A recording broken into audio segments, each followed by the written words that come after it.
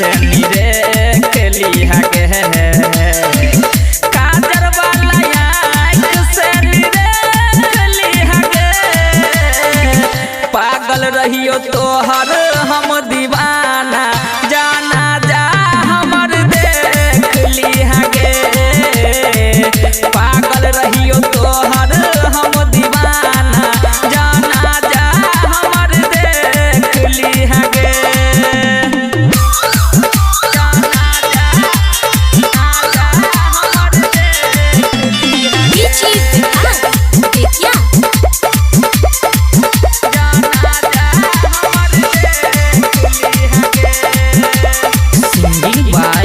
अकेला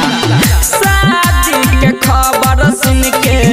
भेलो एक्सीडेंट गे टूट गेलो हाथ हमर फाइट गेलो पेट गे जानू हो शादी के खबर सुन के भेलो एक्सीडेंट गे टूट गेलो हाथ हमर फाइट गेलो पेट गे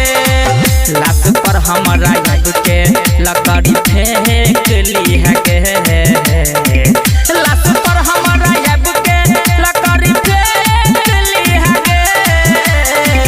पागल रहियो तोहर हम दीवाना जाना जा हमर देख लिया गे पागल रहियो तोहर हम दीवाना जाना जा हमर देख लिया गे